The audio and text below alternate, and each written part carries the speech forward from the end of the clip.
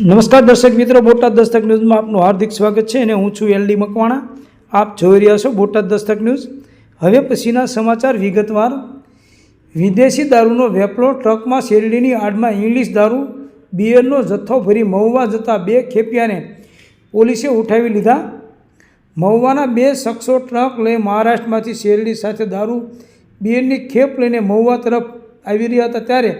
Bhavnagar local crime બ્રાન્ચની ટીમે Kobdi toll plaza પાસેથી આ બંને ખેપિયાઓને દારૂ બિયર તથા ટ્રક સાથે ઝડપી લઈ વર્તેજ પોલીસને હવાલે કર્યા હતા. બનાવ અંગે પ્રાપ્ત વિગતો અનુસાર ગત રાત્રિના સમયે એલસીબીની ટીમ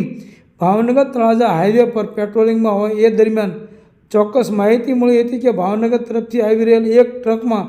શેરડીના જથ્થાની આડમાં ઇંગ્લિશ દારૂ બિયરનો જથ્થો ભરેલો છે અને આ ટ્રક મહુવા તરફ જઈ રહ્યો છે. જે માહિતીના આધારે એલસીબીની ટીમ કોબડી ટોલ પ્લાઝા પાસે વોચમાં હોય એ દરમિયાન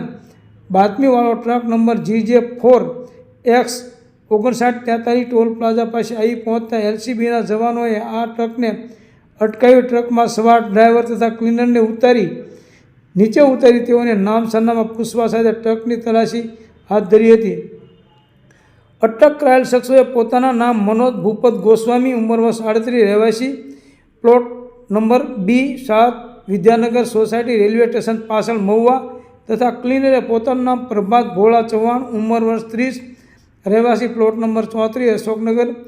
નિસવડ ગામ મહુવાવાળા હોવાનું જણાવેલ અને ટ્રકની તલાશી દરમિયાન વિના પાસ મળીને શેરડીના જથ્થાની નીચેથી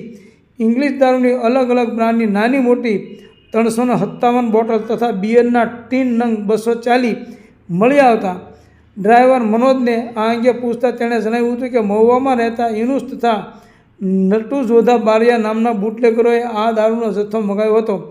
અને મહારાષ્ટ્રથી શેરડીના જથ્થાની નીચે દારૂ બિયર છુપાવીને